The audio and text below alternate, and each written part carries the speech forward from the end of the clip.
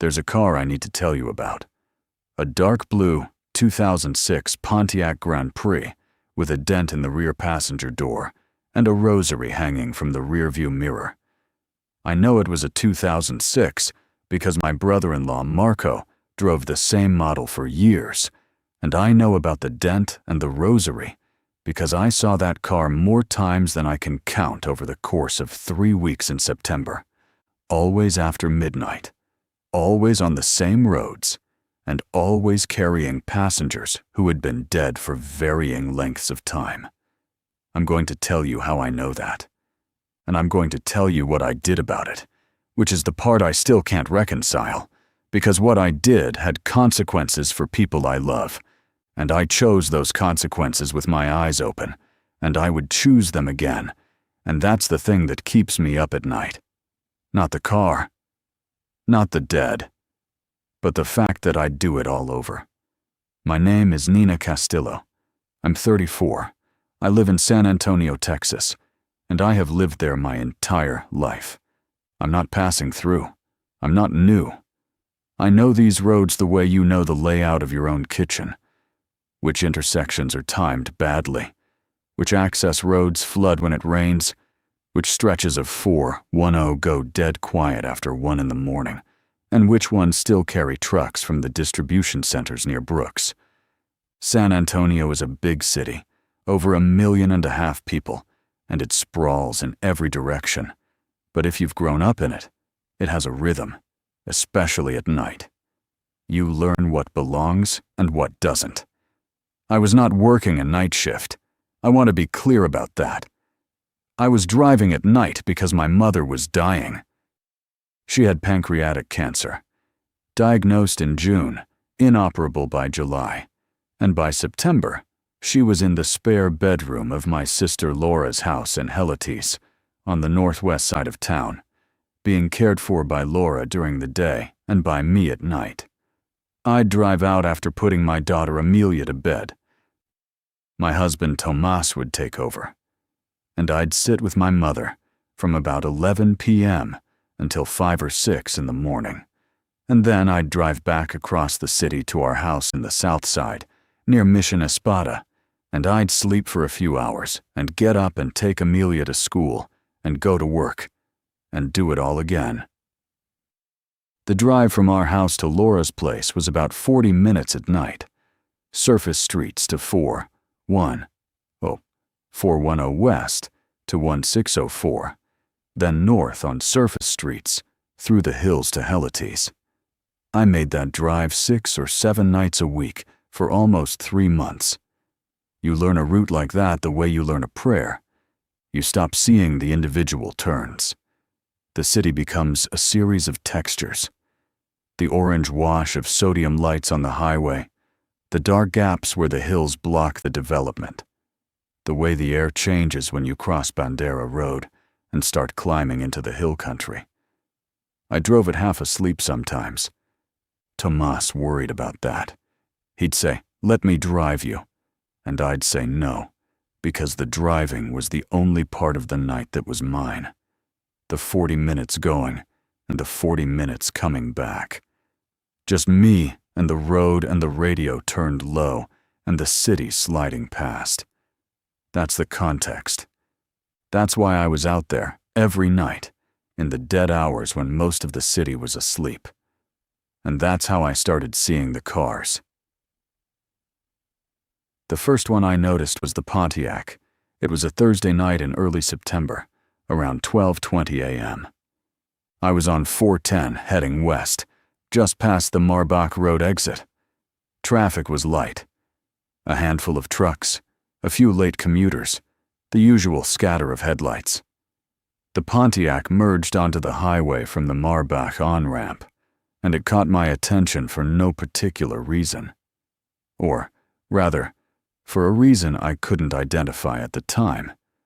Something about the way it moved, not the speed. It was going about 60, same as everyone else. Not the lane position, something subtler. Something about the quality of its presence on the road. I passed it. I glanced over, the way you do when you're bored on a highway at midnight, I saw the dent in the rear door. I saw the rosary swinging from the mirror. I saw two people in the front seats.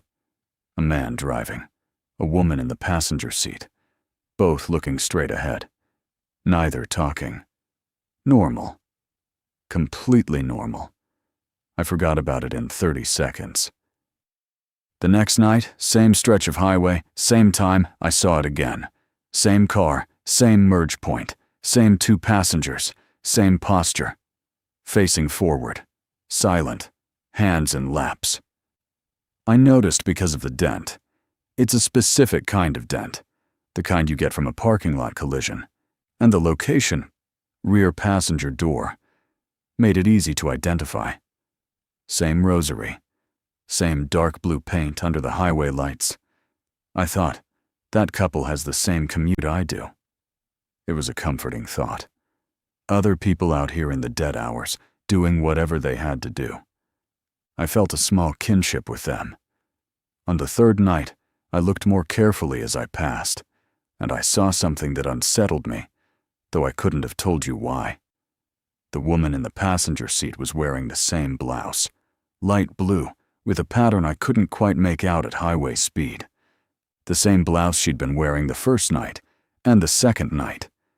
And the man was wearing the same dark jacket. And the rosary was hanging at the same angle. Not a similar angle, the same angle, as though the beads had been frozen mid-swing and locked in position. The same clothes, the same posture, the same point on the highway, 3 nights in a row. I told myself it was pattern recognition playing tricks. People wear the same clothes. People take the same routes. The rosary angle was my imagination filling in details retroactively. I was tired. I was grieving.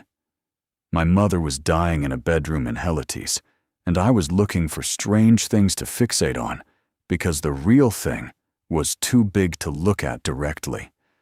I believed that explanation for about 4 more days. By the end of the first week, I'd started noticing other cars. Not on 410, on the surface streets.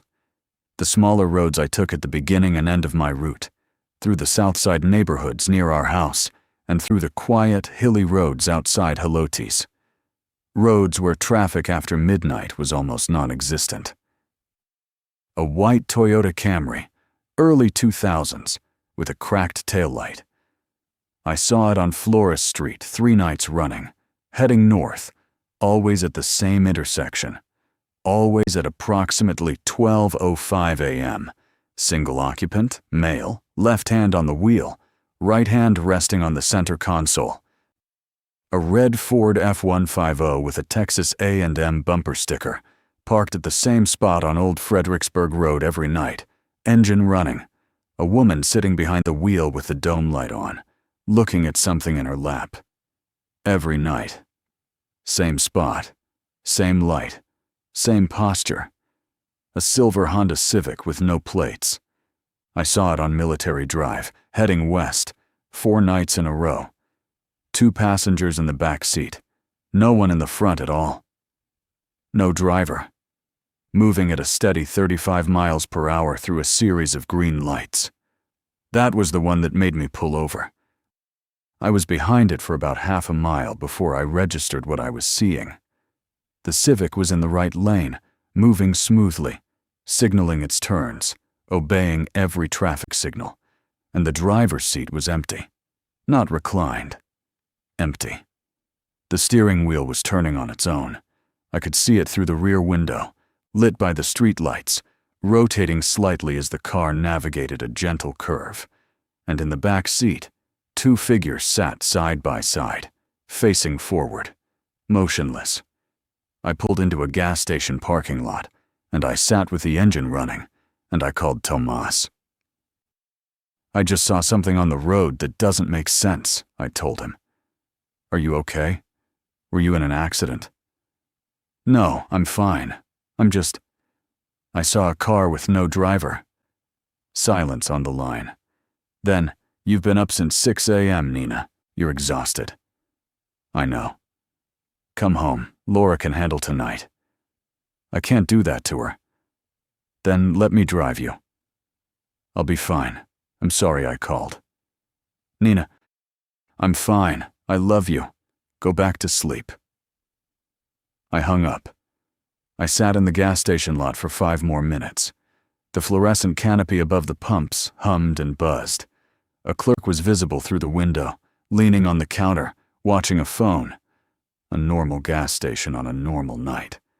The Civic was long gone. The road was empty. I drove to Laura's house and I sat with my mother, and I held her hand while she slept, and I told myself I hadn't seen what I'd seen. But the next night, I looked for the Civic, and I found it. Same road, same time, same direction, same empty driver's seat, same 2 passengers in the back. It passed through the intersection at Military and Zarzamora at exactly 12:09 a.m., and I was parked on the shoulder watching it, and I saw the steering wheel turn, and I saw the 2 faces in the back seat, and I saw that they were both young teenagers. Maybe a boy and a girl. And they were both looking at me. Not straight ahead, the way the Pontiac couple always looked. At me. Directly at me. Through the rear window, as the car passed. And then the car turned onto a side street and was gone. I followed it. I'm not proud of that. And I wasn't being brave. I was being stubborn. The same way I'm stubborn about everything. The same way I refused to let Tomas drive me. The same way I insisted on sitting with my mother every night, even when Laura said she could handle it. Even when my body was falling apart from the lack of sleep. I don't quit things. It's not a virtue. It's a compulsion. The side street was residential. Small houses, chain-link fences, dogs that barked as I drove past. And the Civic was gone. Not ahead of me. Not parked on the curb. Not turning at the next intersection. Gone. The street dead-ended at a drainage easement, and there was nothing there.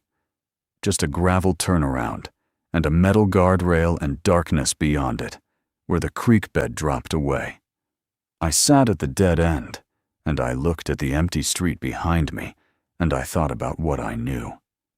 Which was this. There were cars on the road after midnight that did not behave the way cars behave. Cars with no drivers. Cars with passengers who wore the same clothes every night. Cars that appeared at the same points and vanished when you followed them. Cars that existed on the roads I drove between 12 a.m. and 1 a.m. and that I had never once seen during the day, or in the early evening, or at any time other than the dead center of the night. And I thought about one more thing. The teenagers in the back of the Civic had looked at me. Not through me. At me.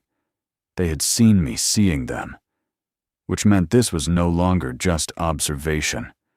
Whatever I was looking at was looking back. I need to tell you about my mother now, because the 2 things are connected, and I didn't understand how until later. Her name was Dolores. She was 67 years old. She had been a school secretary for 30 years at Harlandale ISD, and she was the kind of woman who remembered every student's name and every parent's phone number, and kept a drawer full of granola bars for the kids who came to school without breakfast. She was small and sharp and funny, and she had opinions about everything, and she expressed them in a voice that could carry across a gymnasium. By September, she weighed 91 pounds, and her voice was a whisper. The cancer had metastasized to her liver and her lungs, and the hospice nurse, a kind woman named Ruth, who came twice a week, had told Laura and me that we were probably looking at weeks, not months. We had moved a hospital bed into Laura's guest room. We had the morphine. We had the schedule. Laura from 6 a.m. to 11 p.m., me from 11 p.m. to 6 a.m. We had the rhythm of it. Sitting with a dying person through the night is not what you think it is. It's not constant crisis. It's not dramatic. It's mostly quiet. You sit in a chair next to the bed, and you listen to them breathe, and you check the IV line, and you adjust the pillow, and you hold their hand when they reach for you, and mostly you just wait. The waiting is the substance of it. You're not waiting for them to die. Or you are, but you can't think of it that way. So instead, you're waiting for morning, waiting for the shift change, waiting for the light to come through the window so you can hand the watch to your sister and drive home and collapse. My mother drifted in and out. Some nights she was lucid. She'd ask about Amelia. She'd tell me to eat something. She'd complain about the hospital bed being uncomfortable. Other nights, she was somewhere else. Her eyes open but unfocused, her lips moving without sound, her hand gripping mine with a strength that seemed impossible for her body. On those nights, she would sometimes say things. Not coherent things. Not sentences I could parse. Fragments. Names I didn't recognize. Directions. As if she were navigating somewhere. Turn left past the white fence. He's waiting at the light. Tell them I can see the car. I assumed it was the morphine. Laura assumed it was the morphine. Ruth said it was common. Patients in the final stages often spoke to people who weren't there, narrated journeys they weren't taking, described things that had no referent in the room. But on September 12th, my mother said something specific. She had been quiet for most of the night. Around 3 a.m., her eyes opened, and she looked at me with a clarity I hadn't seen in weeks. Her grip on my hand tightened. "The blue car," she said, "the one with the dent. Nina, are you seeing it too?" Every nerve in my body fired at once. "Mom, what blue car?" "On the highway. The couple. They don't talk to each other. They just drive." "You've seen a blue car on the highway?" She looked confused. "Not on the highway. I see it from here. I see the roads. I can see them at night, the ones who are driving. There are so many of them, Mija. They just keep driving." "Who keeps driving?" But she was gone again. Her eyes drifted shut, her grip relaxed, and she was back under, breathing slow and shallow, and I sat in the chair, with my heart hammering and my thoughts racing and the taste of copper in my mouth. My mother, from her hospital bed in Helotes, was seeing the same car I was seeing on 410, the dark blue Pontiac Grand Prix with the dent in the rear passenger door. She was seeing it without being on the road. She was seeing it from wherever she was going. The next night, I drove the route with my eyes wide open. I counted cars. Not the normal traffic. The other ones. The ones that repeated. The ones that appeared at the same points. The ones with passengers who didn't move, who wore the same clothes, who stared straight ahead or stared at me. I counted 11. 11 cars between midnight and 12:45 a.m. spread across my route from the south side to Helotes. The Pontiac on 410, the white Camry on Flores, the red F-150 on Old Fredericksburg, the silver Civic on Military, and 7 others I hadn't cataloged yet. A black Suburban on Culebra, an older Nissan Sentra on Ingram, a minivan on the 1604 access road with 4 passengers and no headlights, a brown sedan I couldn't identify the make of on Bandera, and 3 more that I glimpsed only briefly, at the edges of intersections, pulling onto roads or turning off them in ways that seemed to follow a choreography I couldn't map. All after midnight, all on the roads I drove, all carrying passengers. And here's the thing, I need you to understand. This was not a mystery I was solving alone. Other people could see them. I proved that on September 14th. I was stopped at a red light on Bandera Road. The brown sedan was in the lane next to me, idling. An old man behind the wheel, hands at 10 and 2, eyes straight ahead. He didn't blink. The car had no plates. The interior light was off, but I could see him clearly, because the Walgreens on the corner was still lit up, and the light fell across his face. A pickup truck pulled up behind the sedan. The driver, young guy, ball cap, truck lifted, clearly real, honked. The light had turned green, and the sedan wasn't moving. The young guy honked again, then leaned out his window and yelled something. The sedan sat there. The old man didn't react. After about 10 seconds, the pickup swung around the sedan, and as it passed, the young guy looked into the sedan's window, and I watched his face change. Not gradually, instantly. A physiological reaction. His skin went pale, his mouth opened. He jerked his head forward and accelerated through the intersection without looking back. He'd seen what I was seeing. The old man. The stillness. Whatever was wrong with the car, with the passenger, with the quality of its presence on the road. He'd seen it, and he'd reacted the way any normal person would react. He'd fled. These cars were visible. They were real. Physically real. Occupying space, blocking lanes, reflecting light. They were not hallucinations. They were not grief projections. They were on the road, in the city, sharing the asphalt with everyone else. And anyone who looked closely enough could see that something about them was wrong. But most people don't look closely at other cars after midnight. Most people are focused on their own headlights, their own lane, their own destination.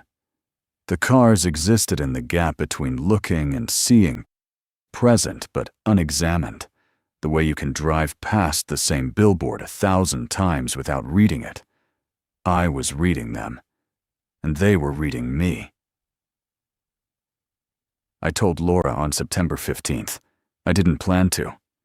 I was sitting in the kitchen of her house at 5:30 a.m., drinking coffee before the drive home, and she came in wearing her robe and sat down across from me and said, "You look terrible." "Thanks." "I mean it, Nina. You look like you haven't slept in a week." "It's been a hard week." "It's been a hard 3 months, but this is different. Something else is happening." Laura is 2 years older than me, and she has always been able to read me like a newspaper. There was no point in deflecting. So I told her. The cars, the Pontiac, the Civic with no driver, the teenagers who looked at me, the count, 11, and growing, and what Mom had said about the blue car. Laura listened without interrupting. She didn't look skeptical. She looked worried, but not in the way I expected. Not worried that I was losing my mind. Worried in a different direction. "Mom's been talking about cars for a week," Laura said. "Not just the blue one. She talks about them during the day, too. She describes them. Colors, makes, passengers. She told me yesterday that there was a white car on the street outside the house every morning at dawn, with a woman in it who waves at her." "Is there?" I looked. There's no car. But she's seeing it. She's seeing something. Ruth says it's part of the process. The mind constructing narratives as it prepares to, as it transitions. We both sat with that word, transitions. "But you're seeing them too," Laura said. "On the road, real cars, in real traffic." "Yes. And other people can see them. That guy in the truck." "Yes. So either you're both hallucinating the same thing, or Mom is seeing something real from her bed, and you're seeing it from the road, and they're the same cars." "I think they're the same cars." Laura was quiet for a long time. Then she said, "What do you think they are?" And I told her what I'd been turning over in my mind for days, the thought I hadn't been willing to complete. "I think they're driving somewhere. I think the passengers are people who have died, and I think the roads they're on are, I don't know, a route, a passage, something between where they were and where they're going, and Mom can see them because she's getting close to the same passage." Laura put her hands flat on the kitchen table. She pressed them down hard, as if steadying herself against something. "Okay," she said. "Okay, so what do we do?" That was the question, and it's the question that everything that followed was an answer to. What we did for the first few days was nothing. Or rather, we did what we had been doing. Laura took the day shift, I took the night shift. We cared for our mother, and I drove the route, and I saw the cars, and I counted them, and I came home, and I slept badly, and I got up and did it again. But the count was increasing. September 16th, 14 cars. September 18th, 19. September 20th, 23. They were filling the roads. Not all roads, just the roads I drove. My route. The specific sequence of streets and highways between the South Side and Helotes that I had driven 6 or 7 nights a week for 3 months. As if my route had been worn into the city like a groove in a record, and the cars were flowing into that groove, filling it, populating it with passengers who sat in silence and stared forward and drove towards something I couldn't see. And my mother was getting worse. The lucid moments were fewer. The fragments were more frequent. She spoke about the cars constantly now. Not just at night, but during the day. Her eyes tracking things that moved across the ceiling of the guest room as if she were watching them from above. She described makes and models with surprising accuracy for a woman who had never cared about cars. She named colors. She counted passengers. 14 in the white one, she said to Laura on September 19th. All children, all sleeping.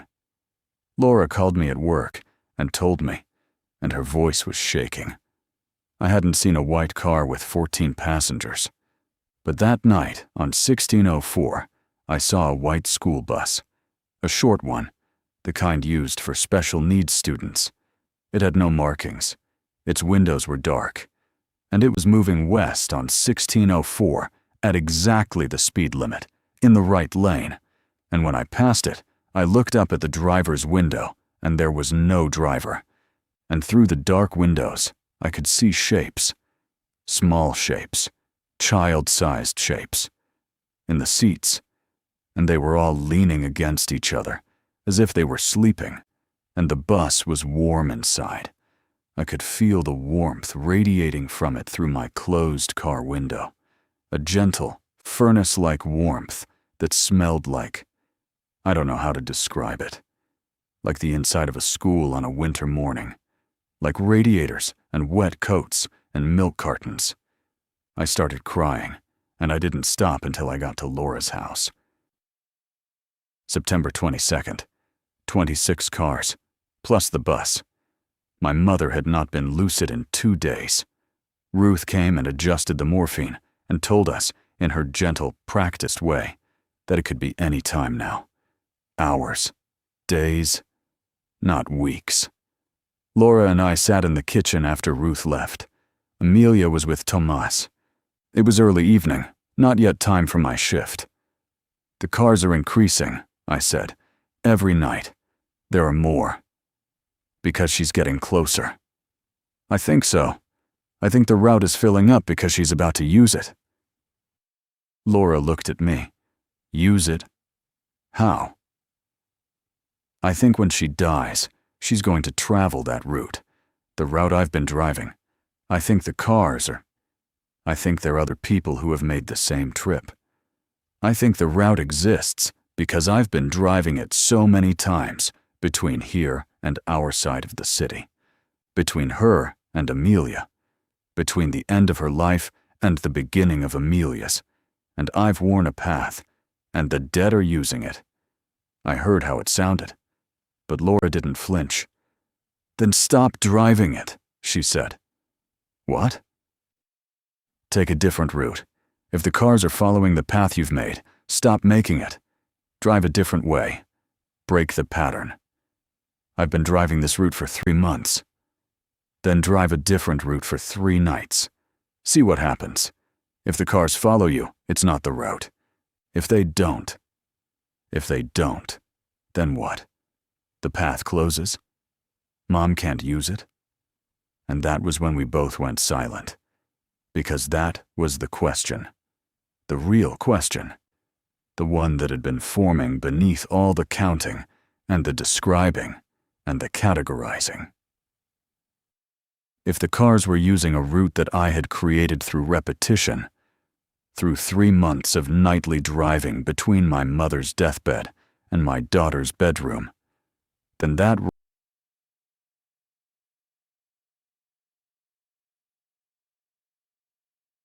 route existed because of me. I had built it, night after night, mile after mile, wearing the same groove into the fabric of whatever the night roads actually were, and the dead were traveling it, and my mother was about to join them. If I broke the route, drove a different way, disrupted the pattern, what happened to her? Did the path stay open? Did it close? Did she find another way? Or was she left with no way at all? I didn't know. I couldn't know. But the question paralyzed me, because it meant that every drive I made from that point forward was a choice, with consequences I couldn't predict for a person I loved more than my own body. "I'll keep driving the same route," I said. Laura shook her head. "You don't even know what the route is for. You don't know where it goes. You see the cars, you see the passengers, but you don't know where they end up. What if it's not good, Nina? What if it's not somewhere she should go?" The children in the bus were sleeping. They looked peaceful. They looked like shapes through dark windows. You're projecting.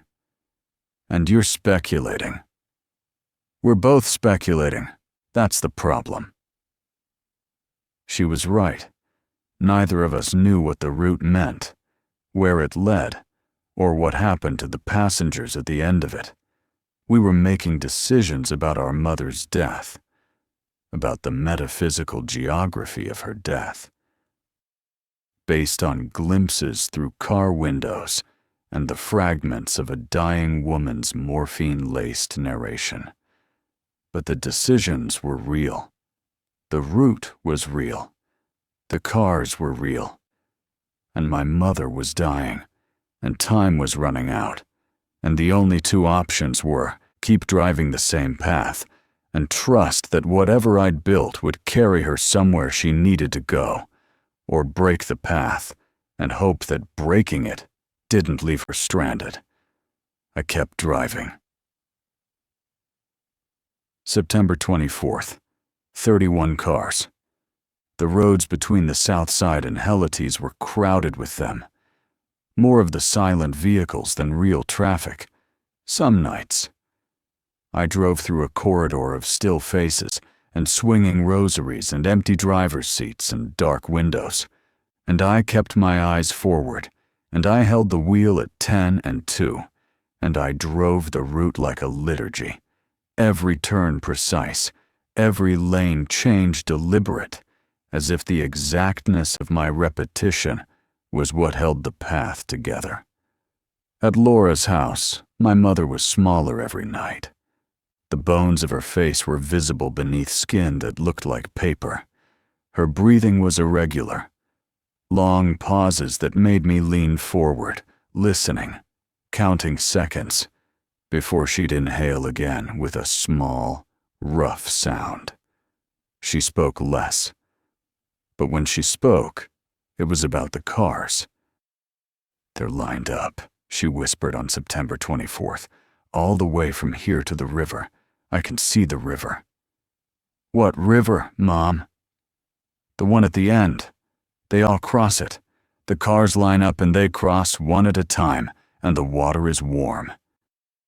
"Is it far?" "Not far. I can almost see the other side." She paused. Her fingers moved against the sheet. "Is Amelia asleep?" "She's at home with Tomas.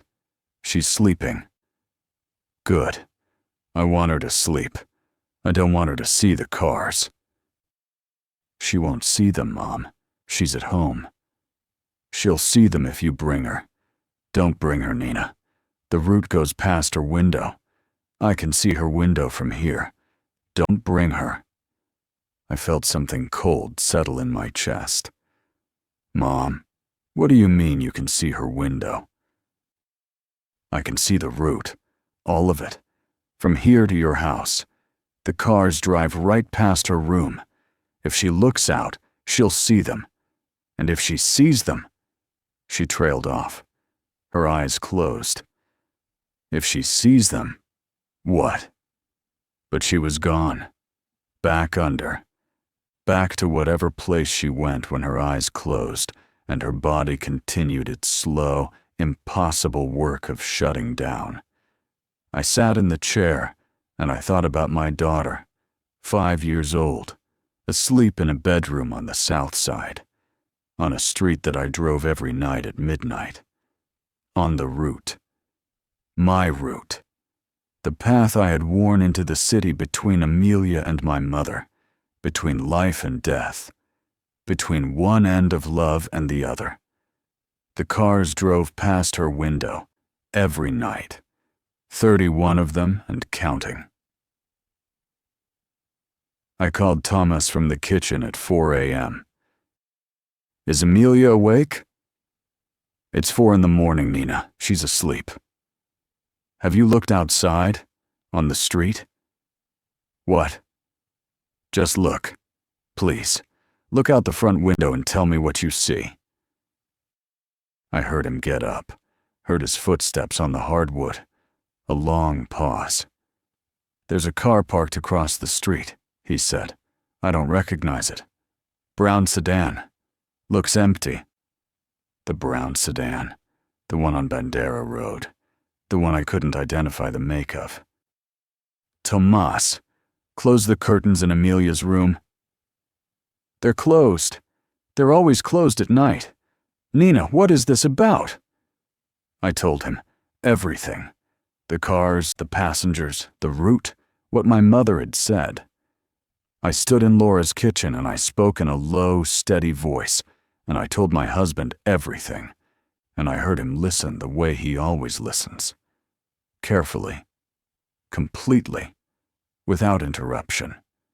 And when I was done, he was quiet for almost a full minute. Then he said, I saw the sedan yesterday morning when I was taking Amelia to school. It was parked at the end of the block. I noticed it because it had no plates.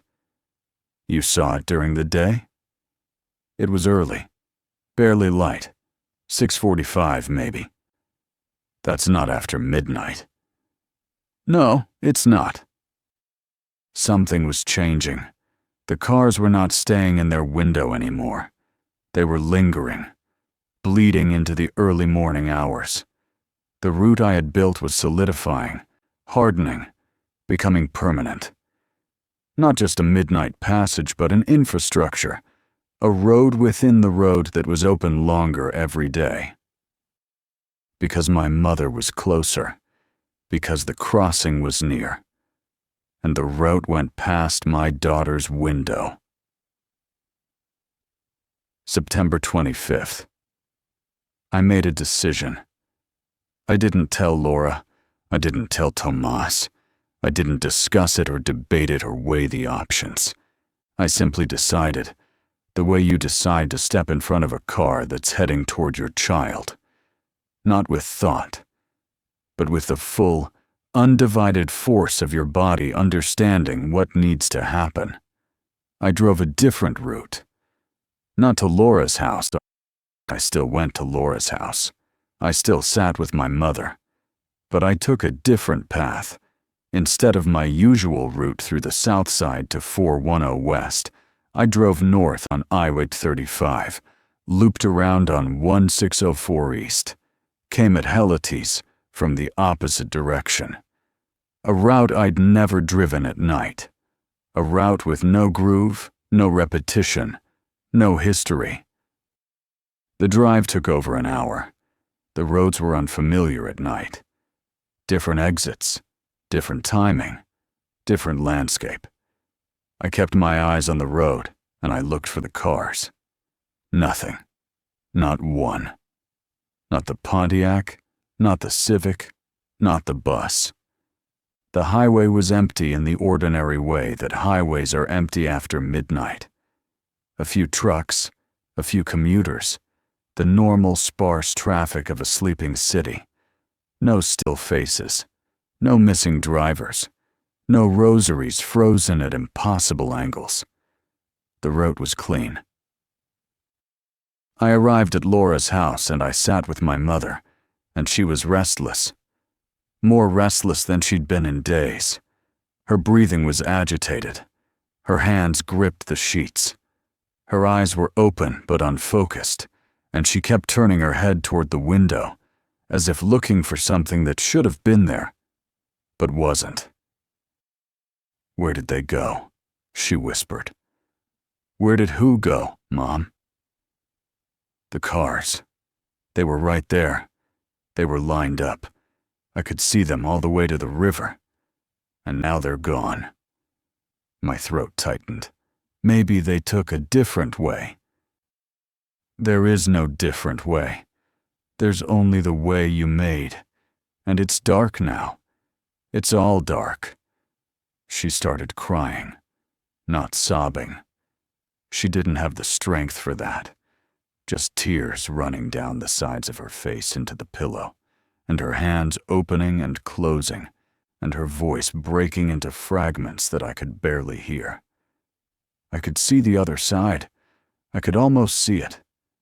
And now it's dark. I held her hand. I pressed it against my face, and I understood what I had done. I had broken the route. I had cut the path, and the corridor that had been building for 3 months. The corridor of cars and passengers and warm, dark windows. The passage from this world to whatever waited on the other side of the river, my mother could almost see. I had severed it, in one night, by driving a different way. To protect my daughter, at the cost of my mother's crossing. That night was the longest of my life. I sat in the chair next to my mother's bed, and I listened to her breathe and I watched her face, and I thought about what I'd done and what it meant. The cars on my usual route had been carrying the dead towards something my mother described as a river. She had been able to see the other side. She had been ready. And I had closed the road, because the road went past Amelia's window. Because Amelia might see the cars.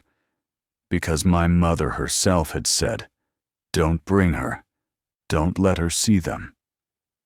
My mother had warned me, and I had listened. And the cost of listening was that my mother was now lying in the dark, crying, unable to see the passage she had been approaching for weeks. At 5 a.m., I drove home.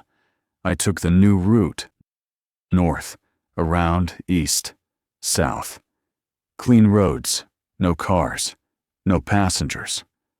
When I got home, the brown sedan was gone from our street.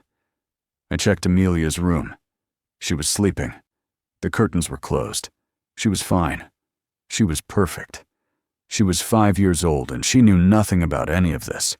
And the corridor of the dead no longer ran past her window. I had protected her, and I had stranded my mother.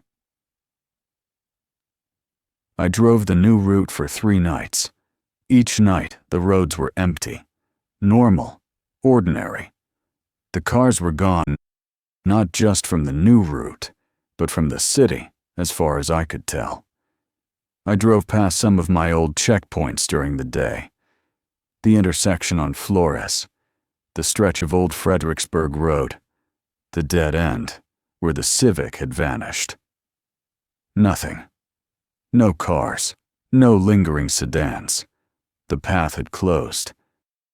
And each night, my mother was worse. Not physically. Physically, she was the same, declining at the same slow rate Ruth had predicted. But something else was wrong. She was agitated. She slept poorly. She no longer spoke about the cars or the river or the other side. She spoke about darkness. She said she couldn't see. She said she was stuck.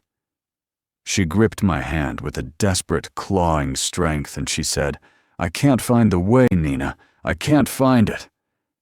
On September 28th, Laura confronted me. "What did you do?" We were in the kitchen. It was early morning. I was exhausted. "I changed my route." "I know you changed your route. I can hear you coming from the wrong direction. What happened to the cars?" "They're gone." "And Mom?" "She can't see them anymore. She can't see the path." Laura sat down heavily. She put her face in her hands. She stayed like that for a long time. "You broke it," she said. "You broke the route." I had to. It was going past Amelia's window. Mom told me herself. "Don't let Amelia see them." She warned me. And the cars were starting to show up during the day. Tomas saw one. The window was expanding, and if Amelia saw... Saw what? What would happen if Amelia saw them? I don't know. Mom said don't let her. She was afraid. She was dying, Nina. She was on morphine. And now she's terrified because whatever she was seeing, whatever was guiding her, is gone. You took it away. I protected my daughter. You abandoned our mother. The words hit me like a physical blow. Not because they were cruel, because they were true. Both things were true. I had protected my daughter, and I had abandoned my mother. And both of those things had been the same action, the same decision, the same turn of the steering wheel onto I-35 North instead of 4 for 10 West. Laura and I didn't speak for the rest of the morning. I spent September 28th in a state of paralysis. I lay in bed and stared at the ceiling, and I turned the problem over and over, and I could not find a solution that didn't cost someone I loved. Option 1. Drive the old route. Reopen the path. Let the cars return. Give my mother back the corridor, the river, the other side. Accept that the route would pass Amelia's window. Accept the risk. Whatever the risk was, of my 5-year-old daughter seeing the dead pass by her house at night. Option 2. Keep driving the new route. Keep the path closed. Keep Amelia safe. Leave my mother in the dark, unable to find the crossing, dying not towards something but into nothing. There was no third option. There was no clever workaround. The route was specific. It ran from my mother's deathbed to my daughter's bedroom, from the end of one life to the presence of another, and it could not be rerouted or shortened or redirected without breaking it entirely.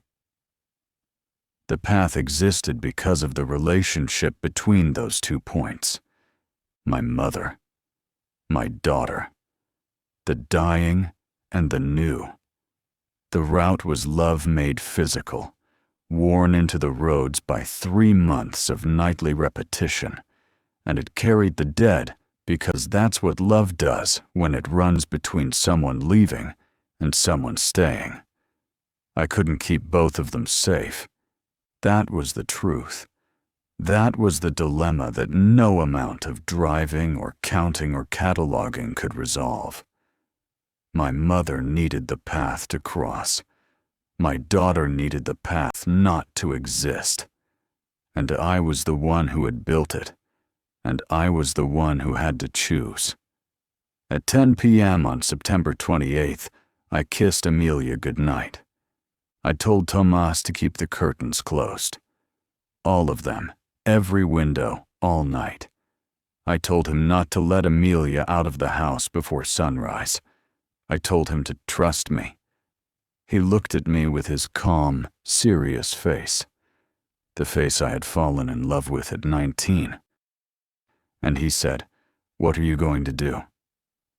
"I'm going to drive the old route." "And the cars?" "They'll come back." "Past our house." "Yes." He was quiet. Then he said, "I'll keep the curtains closed. I'll keep her inside. You do what you need to do for your mom." I drove the old route. They came back immediately. Not gradually. Not building over nights. The moment I turned onto the familiar streets. Flores, Military, Zarzamora, the Marbach on-ramp. They were there. All of them. More than I'd ever seen. The Pontiac, the Camry, the Civic with its empty driver's seat and its sleeping teenagers, the brown sedan, the bus, and dozens more. Cars I'd never cataloged. Cars that must have been accumulating during the 3 nights the path was closed, waiting, backed up, unable to cross. The road was full of them. Both lanes, both directions. An endless procession of silent vehicles carrying passengers who stared forward with the blank, patient expressions of people in a waiting room. I drove among them. My headlights swept across their paint and their chrome and their dark windows, and I could feel the warmth coming off them. That school in winter warmth, that radiator and milk carton warmth. And the air smelled like something I couldn't name, something old and sweet and heavy, like flowers in a room that's been closed too long. I drove the entire route, 40 minutes, past the gas stations and the Walgreens and the dead intersections and the dark hills outside Helites. And when I arrived at Laura's house and walked into the guest room, my mother was calm. Her eyes were open. Her face was relaxed. Her hands lay still on the sheets. "I can see them again," she said. "They're all lined up, all the way to the river." "I know, Mom." "I can see Amelia's window." "I know." "The curtains are closed." "Yes." She looked at me. Her eyes were wet but steady. "Don't let her open them," she said. "Not tonight. Not in the morning. Keep them closed until I'm across." "I will." "Promise me." "I promise." She closed her eyes. Her breathing evened out, and for the first time in 4 days, she looked peaceful. Laura was standing in the doorway. She didn't say anything. She just looked at me, and I looked at her, and we understood each other without words, the way sisters do when the situation is too large for language. I sat in the chair. I held my mother's hand, and I waited. She died at 4:17 a.m. on September 29th, 2023. It was quiet. There was no dramatic final breath. Her breathing had been slowing for an hour. The pauses between breaths growing longer, the breaths themselves growing shallower, until there was a pause that simply didn't end. I was holding her hand. Laura was in the other chair. We sat there together and we watched our mother leave, and the room was warm and still, and the first gray light was beginning to show at the edges of the curtains. I felt it happen. Not the death, the crossing. A sensation like a low vibration passing through the floor, through the chair, through my body. A hum, almost below hearing. And through the window, out on the road that led down the hill from Laura's house, I heard engines. Not one engine, dozens. The sound of cars moving together. A long procession heading somewhere I couldn't see. Their headlights sweeping across the curtains in a slow, rhythmic pattern. Sweep, pause, sweep, pause. like a heartbeat. I went to the window. Laura said, "Nina, don't," but I was already there. I opened the curtain an inch, just enough to see. The road was full of cars. Every car I had ever seen on the route, and hundreds more, stretching back down the hill as far as I could see, their headlights on, their engines running, all moving slowly forward. A funeral procession with no hearse and no mourners, just the dead carrying the dead toward something that lay beyond the last curve of the road. And at the front of the procession, the dark blue Pontiac Grand Prix with the dent in the rear passenger door, the rosary swinging gently. And in the passenger seat, a small woman with paper-thin skin and sharp, dark eyes, looking out the window, looking up the hill at the house, looking at me. My mother raised her hand. Not a wave, a gesture, a small, deliberate motion, like she was touching glass from the other side.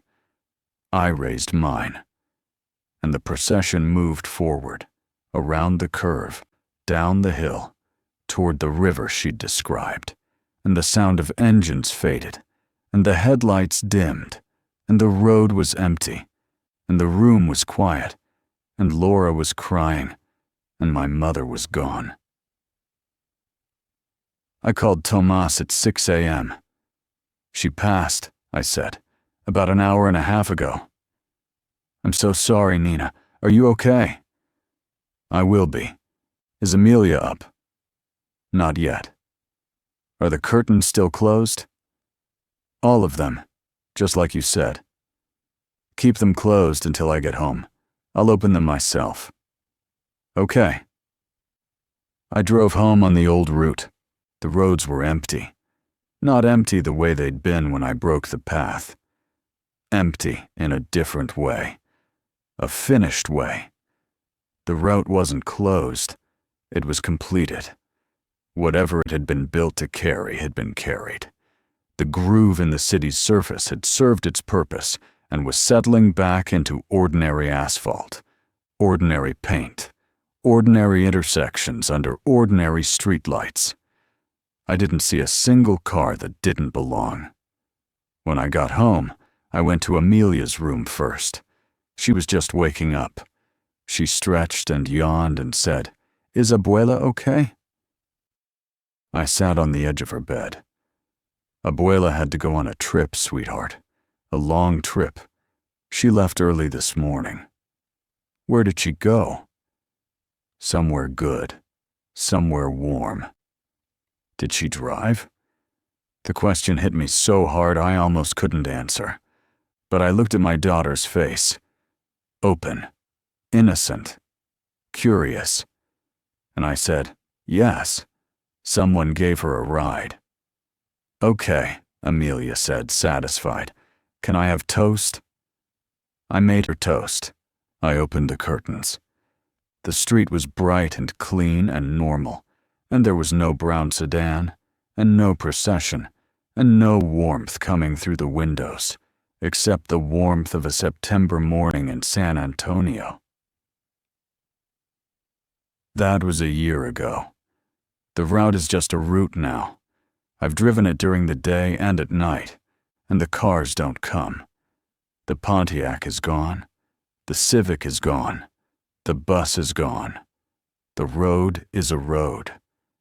But sometimes, late at night, when I'm driving home from Laura's house, we still have dinner together every Wednesday. We still sit in the kitchen. We still drink coffee and talk about Mom. I'll pass an intersection and I'll see a car I don't recognize, idling at a light, passengers looking forward, no plates. And I'll look away, not because I'm afraid, because I understand now what those cars are, and what the roads become after midnight for people who are traveling between someone they're losing and someone they need to protect. The route builds itself from love and repetition and grief, and the dead use it because the living made it for them, and the price of making it is knowing that it runs through everything you care about.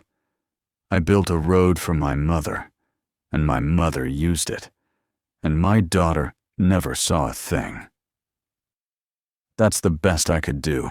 It wasn't clean, it wasn't fair. Laura didn't fully forgive me for those 3 nights when I broke the route. For the darkness and the fear and the days our mother spent crying in a hospital bed because I'd closed the path. We don't talk about it.